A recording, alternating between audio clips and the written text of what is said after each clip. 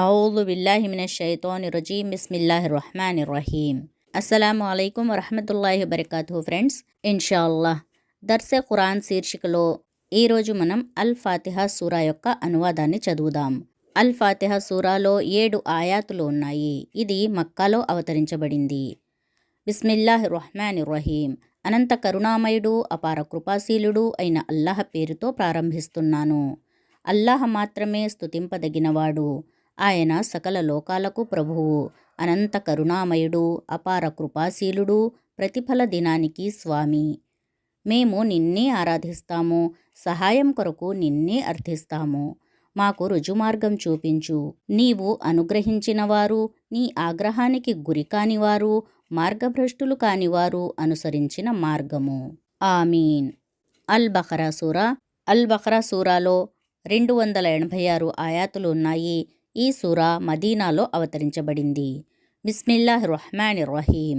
అనంత కరుణామయుడు, అపార కృపాశీలుడు అయిన అల్లాహ్ పేరుతో ప్రారంభిస్తున్నాను. అలిఫ్ లామ్ మీమ్. ఇది అల్లాహ్ గ్రంథము. ఇందులో ఏ మాత్రం సందేహం లేదు. అల్లాహ్ భీతి కలవారికి ఈ గ్రంథం మార్గదర్శకం. వారు అగోచర విషయాలను విశ్వసిస్తారు, నమాజును స్థాపిస్తారు, మేము ప్రసాదించిన దాని నుండి మా మార్గంలో ఖర్చు చేస్తారు. మేము నీపై అవతరింపచేసిన ఖురాన్ గ్రంథాన్ని, నీకు పూర్వం అవతరింపచేసిన గ్రంథాలను విశ్వసిస్తారు, పరలోకాన్ని దృఢంగా నమ్ముతారు. ఇలాంటి వారు తమ ప్రభువు తరపు నుండి రుజువు మార్గంలో ఉన్నారు. సాఫల్యం పొందేవారు వారే. ఈ విషయాలను తిరస్కరించిన వారిని నీవు హెచ్చరించినా హెచ్చరించకపోయినా ఒకటే, వారు విశ్వసించేవారు కారు. అల్లాహ్ వారి హృదయాలకు, వారి చెవులకు ముద్ర వేశాడు. వారి కన్నులపై తెరపడింది. వారు కఠిన శిక్షకు అర్హులు. అల్లాహను, అంతిమ దినాన్ని మేము విశ్వసించాము అని అనేవారు కూడా కొందరు ఉన్నారు. కానీ వాస్తవంగా వారు విశ్వాసులు కారు. అల్లాహను, విశ్వాసులను వారు మోసం చేస్తున్నారు.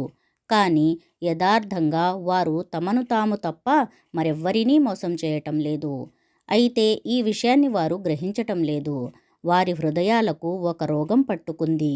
అల్లాహ్ ఆ రోగాన్ని మరింత అధికం చేశాడు. వారు చెప్పే ఈ అబద్ధానికి గాను వారికి వ్యధాభరితమైన శిక్ష పడుతుంది. అవనిలో కల్లోలాన్ని రేకెత్తించకండి అని వారితో అన్నప్పుడల్లా వారు మేము సంస్కర్తలము మాత్రమే అని అంటారు. జాగ్రత్త, వాస్తవంగా వారే అసలు కల్లోలాన్ని సృష్టించేవారు. కానీ వారు గ్రహించటం లేదు. ఇతరులు విశ్వసించిన విధంగానే మీరు విశ్వసించండి అని వారితో అన్నప్పుడు వారు మూర్ఖులు విశ్వసించిన విధంగా మేము విశ్వసించాలా అని జవాబిస్తారు. జాగ్రత్త, వాస్తవంగా వారే మూర్ఖులు, కానీ అది వారికి తెలియదు. విశ్వాసులను కలిసినప్పుడు వారు మేము విశ్వసించాము అని అంటారు. కానీ తమ శైతానులను ఏకాంతంగా కలిసినప్పుడు వారు అసలు మేము మీతోనే ఉన్నాము, వారిని కేవలం ఎగతాళి చేస్తున్నాము అని అంటారు. అల్లాహ్ వారిని ఎగతాళి చేస్తున్నాడు. ఆయన వారికి వ్యవధినిస్తూ పోతున్నాడు. వారు తలబిరుసుతనం వల్ల అంధులై గమ్యరహితంగా తిరుగుతూ పోతున్నారు. సన్మార్గానికి బదులుగా అపమార్గాన్ని కొనుక్కున్న ప్రజలు వారే. కానీ వారి ఈ బేరం వారికి లాభదాయకమైనది కాదు. వారు ఏమాత్రం సత్యమార్గంలో లేరు. వారి ఉపమానం ఇలా ఉంది. ఒక వ్యక్తి నిప్పు రాజేసినంతనే పరిసరాలన్నీ ప్రకాశించాయి. అప్పుడు అల్లాహ్ వారి కంటి వెలుగును హరింపచేసి అంధకారంలో ఏమీ కానరాని స్థితిలో వారిని వదిలాడు. వారు చెవిటివారు, మూగవారు, గ్రుడ్డివారు. ఇక వారు రుజుమార్గానికి మరలి రారు. లేదా మరొక ఉపమానం. ఆకాశం నుండి భారీగా వర్షం కురుస్తోంది. దానికి తోడు చిమ్మ చీకట్లు, ఉరుములు, మెరుపులు. ఉరుముల భీకర ధ్వని విని మృత్యుభయం చేత వారు తమ వ్రేళ్లను చెవులలో దూర్చుకుంటారు. అల్లాహ్ ఈ సత్య తిరస్కారులను అన్ని వైపుల నుండి పరివేష్టించి ఉన్నాడు. వారి పరిస్థితి ఉరుములు వారి దృష్టిని ఎగరవేసుకపోతాయా అనే విధంగా ఉంది. వెలుగును చూసినప్పుడల్లా వారు కొంత దూరం నడుస్తారు. చీకటి క్రమ్ముకోగానే ఆగిపోతారు. అల్లాహ్ కోరితే వారి వినికిడిని, వారి చెవులను సంపూర్ణంగా నశింపచేసేవాడే. నిశ్చయంగా ఆయన ప్రతీదీ చేయగల సమర్థుడు. మానవులారా, మిమ్మల్ని మీకు పూర్వం వారిని సృష్టించిన మీ ప్రభువును ఆరాధించండి. దీని ద్వారానే మిమ్మల్ని మీరు రక్షించుకునే అవకాశం ఉంది. మీ కొరకు భూమిని పాన్పుగాను ఆకాశాన్ని కప్పుగాను సృష్టించిన వాడు పైనుండి వర్షాన్ని కురిపించి తద్వారా అన్ని రకాల పంటలు పండే ఏర్పాటు చేసి మీకు ఉపాధి కల్పించినవాడు ఆయనే.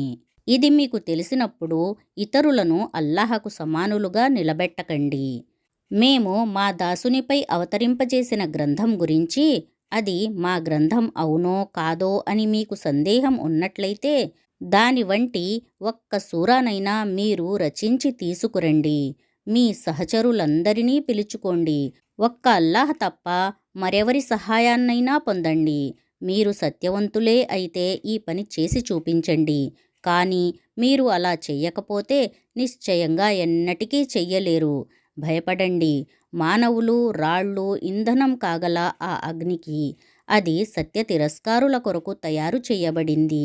ప్రవక్త ఈ గ్రంథాన్ని విశ్వసించి దాని బోధనలకు అనుగుణంగా తమ నడవడికను తీర్చిదిద్దుకునే వారికి సంతోషవార్త వినిపించు. కాలువలు ప్రవహించే ఉద్యానవనాలు వారి కొరకు సిద్ధంగా ఉన్నాయి అని. ఆ వనాలలోని పళ్ళు ఆకాశంలో భూలోకంలోని పళ్లను పోలి ఉంటాయి. తినటానికి ఏమైనా పళ్ళు ఇవ్వబడినప్పుడల్లా వారు ఇలాంటి పళ్ళే పూర్వం భూలోకంలో మాకు ఇవ్వబడేవి అని అంటారు. అక్కడ వారి కొరకు పవిత్రులైన భార్యలు ఉంటారు. వారు అక్కడే శాశ్వతంగా ఉంటారు. అవును, దోమ లేక దానికంటే మరీ అల్పమైన వస్తువును దృష్టాంతంగా చెప్పడానికి అల్లాహ్ ఎంత మాత్రం సిగ్గుపడడు. ఈ దృష్టాంతాన్ని సత్యస్వీకారులు చూసి ఇది తమ ప్రభువు తరపు నుంచి వచ్చిన సత్యమే అని గ్రహిస్తారు. కానీ సత్య తిరస్కారులు వాటిని విని ఈ ఉపమానాల ద్వారా అల్లాహ్ చెప్పదలుచుకున్నదేమిటి అని ప్రశ్నిస్తారు. ఈ విధంగా అల్లాహ్ ఒకే విషయంతో ఎంతోమందిని అపమార్గం వైపునకు తీసుకుపోతాడు. ఎంతోమందికి రుజుమార్గం చూపుతాడు. అల్లాహ్ దీని ద్వారా అపమార్గం పట్టించేది వీరిని.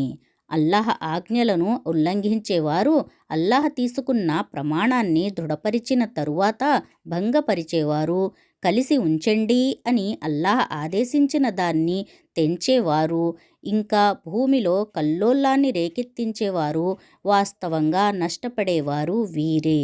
మీరు అల్లాహ్ పట్ల తిరస్కార వైఖరిని ఎలా అవలంబించగలుగుతారు? వాస్తవానికి ప్రాణం లేని మీకు ఆయన ప్రాణం పోశాడు. మళ్ళీ మీ ప్రాణాన్ని తీసేది ఆయనే. తిరిగి మిమ్మల్ని బ్రతికించేది ఆయనే. చివరకు మీరంతా ఆయన వద్దకే మరలిపోతారు. ఇంకా ఆయనే ధరణిలో ఉన్న సమస్తాన్ని మీ కొరకు సృష్టించినవాడు. తరువాత తన ధ్యానాన్ని పైకి మరల్చి సప్తాకాశాలను సృష్టించినవాడు ఆయనే. ప్రతి విషయము క్షుణ్ణంగా తెలిసినవాడు ఆయనే. ఈ సంఘటనను జ్ఞాపకం తెచ్చుకో.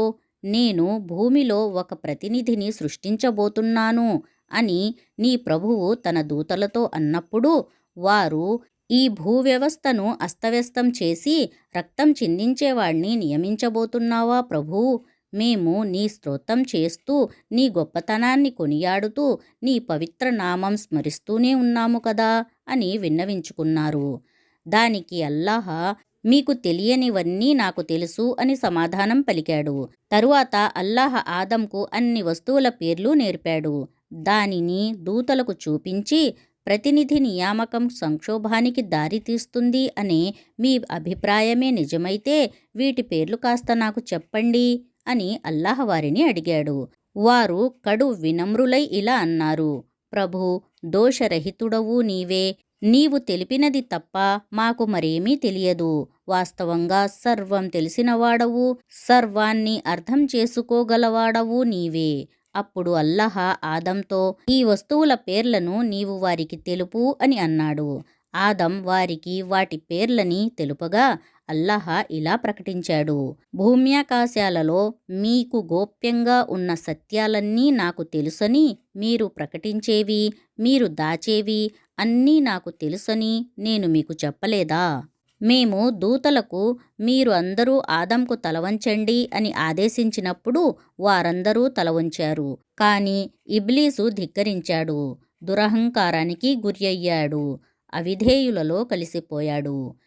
మళ్ళీ మేము ఆదంతో ఇలా అన్నాము, నీవు నీ భార్య ఇద్దరూ కలిసి స్వర్గంలో నివసించండి. ఇక్కడ మీరు మీకు ఇష్టమైన దానిని యథేచ్ఛగా తినండి, కానీ ఈ చెట్టు దరిదాపులకు పోవద్దు. ఒకవేళ పోతే మీరు అతిక్రమణదారులలో కలిసిపోతారు. చివరకు శైతాను వారిద్దరినీ ఆ చెట్టు వైపునకు ఆకర్షించి మా ఆజ్ఞాపాలన నుండి దూరం చేశాడు. వారిని తమ పూర్వపు స్థితి నుండి తొలగించి వదిలివేశాడు. అప్పుడు మేము ఇలా ఆజ్ఞాపించాము, ఇక మీరంతా ఇక్కడ నుండి దిగిపోండి. మీరు ఒకరికొకరు శత్రువులు. ఒక పరిమిత కాలం వరకు మీరు భూలోకంలో ఉండి అక్కడే జీవితం గడపవలసి ఉంది. అప్పుడు ఆదం తన ప్రభువు నుండి కొన్ని మాటలు నేర్చుకుని పశ్చాత్తాపపడుతూ క్షమాభిక్ష అర్థించాడు. అతని ప్రభువు అతని వేడుకోలును మన్నించాడు, ఎందుకంటే ఆయన అమితంగా క్షమించేవాడు, కనికరించేవాడును. మేము ఇలా తెలిపాము, మీరంతా ఇక్కడి నుండి దిగిపోండి. ఇకపై నా తరపు నుండి ఏదైనా ఉపదేశం మీ వద్దకు వచ్చినప్పుడు నా ఈ ఉపదేశాన్ని అనుసరించే వారికి ఏ విధమైన భయం కానీ విచారం కానీ కలిగే అవకాశం ఉండదు. దానిని స్వీకరించడానికి నిరాకరించేవారు, మా ఆయాతులు అసత్యాలని తృణీకరించేవారు నరకాగ్నిలోకి పోతారు. అక్కడ వారు శాశ్వతంగా ఉంటారు. ఇశ్రాయేలు వంశీయులారా, నేను మీకు ప్రసాదించిన కానుకను గురించి ఆలోచించండి. మీరు నాతో చేసిన వాగ్దానం నెరవేర్చండి. నేను మీతో చేసిన వాగ్దానం నెరవేరుస్తాను. నాకు మాత్రమే మీరు భయపడండి. నేను ఇప్పుడు పంపిన గ్రంథాన్ని విశ్వసించండి. ఇదివరకే మీ వద్ద ఉన్న దివ్య గ్రంథాన్ని అది ధృవీకరిస్తుంది. కనుక మీరే అందరికంటే ముందు దానిని తిరస్కరించేవారు అవకండి. అల్ప ధరకు నా ఆయాతులను అమ్మకండి. నా ఆగ్రహానికి భయపడండి. సత్యాన్ని అసత్యంతో కలిపి దానిని కలగాపులగం చేయకండి. బుద్ధిపూర్వకంగా సత్యాన్ని కప్పిపుచ్చే ప్రయత్నం చేయకండి. నమాజును స్థాపించండి, జకాత్ ఇవ్వండి. నా సాన్నిధ్యంలో వినమ్రులై తలవంచే వారితో పాటు మీరు వినమ్రులై తలవంచండి.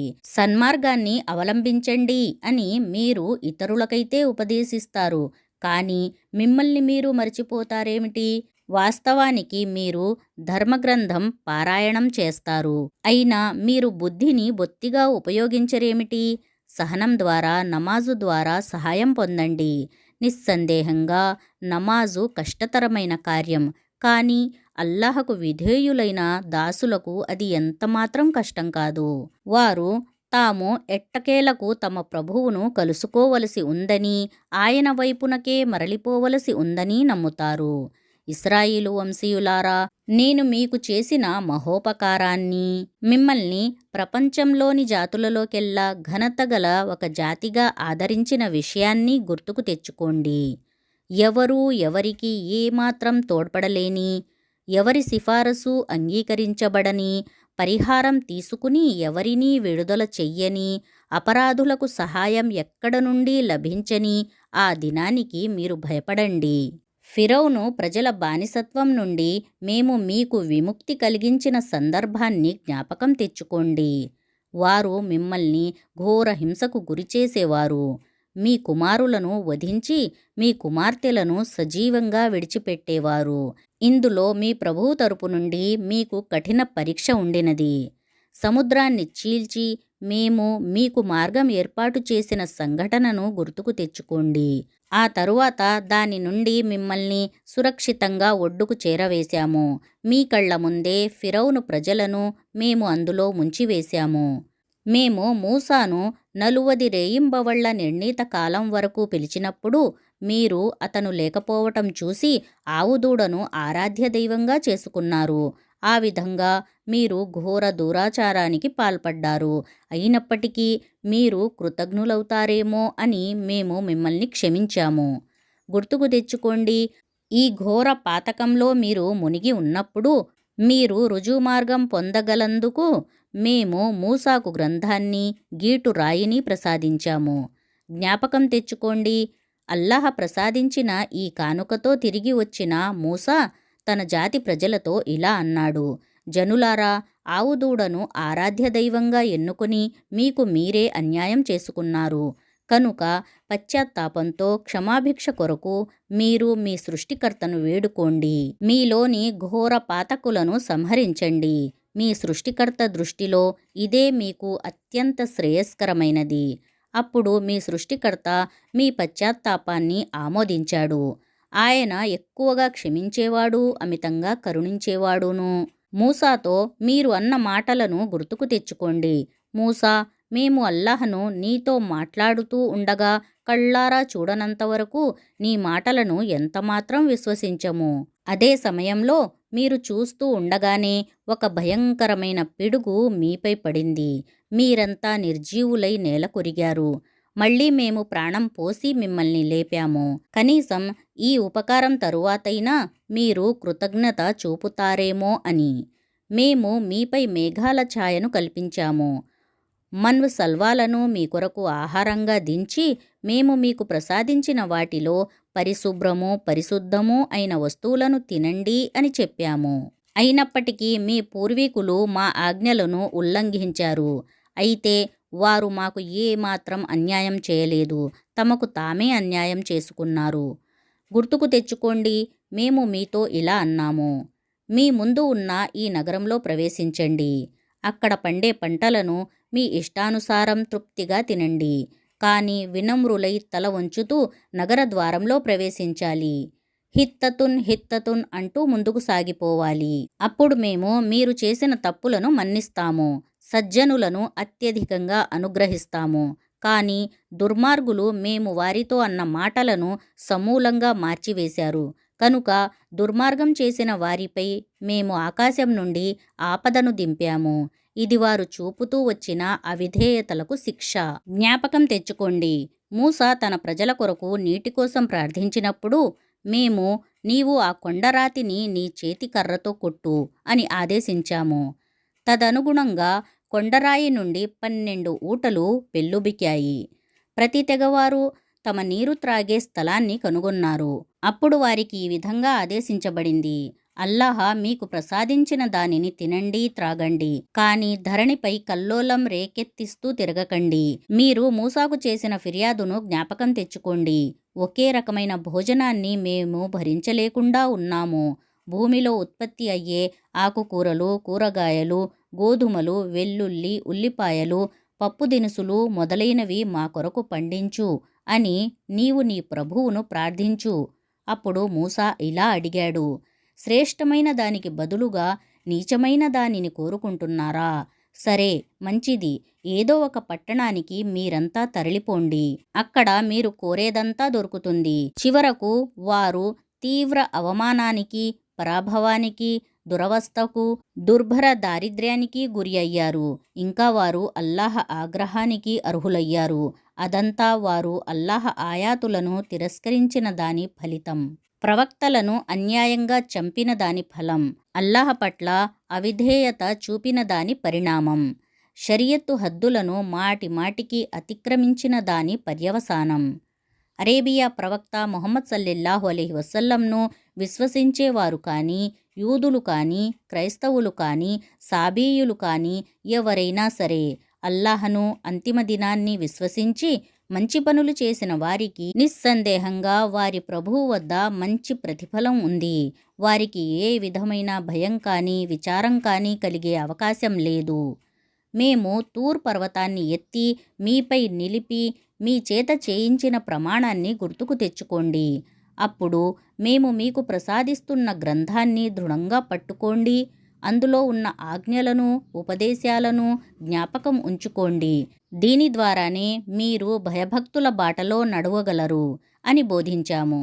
కానీ తరువాత మీరు ఆ ఒడంబడికను త్రోసిరాజన్నారు. అయినప్పటికీ అల్లాహ్ మిమ్మల్ని తన అనుగ్రహానికి, కారుణ్యానికి దూరం చెయ్యలేదు. లేకపోతే మీరు ఎప్పుడో వినాశానికి గురియై ఉండేవారు. సబ్బత్ శాసనం ఉల్లంఘించిన మీ వారి గాథ మీకు బాగా తెలుసు. మేము వారిని అందరూ అసహ్యంగా, నీచంగా చూసే కోతులుగా మారిపోండి అని శపించాము. ఈ విధంగా మేము వారి ముగింపును ఆ కాలం వారికి, భావితరాల వారికి ఒక గుణపాఠంగాను, భయభక్తులు కలవారికి ఒక హితోపదేశంగానూ చేశాము. అల్హమ్దులిల్లా. అల్లాహ్ తాలా మనందరికీ ఖురాన్ను మంచిగా అర్థం చేసుకుని దానిపై అమలు చేసే భాగ్యాన్ని కలిగించుగాక. ఆమీన్ యా రబ్బుల్ ఆలమీన్. అస్సలాము అలైకుం వరహ్మతుల్లాహి వబరకాతుహు. జజాకుముల్లాహు ఖైరన్ కసీరా.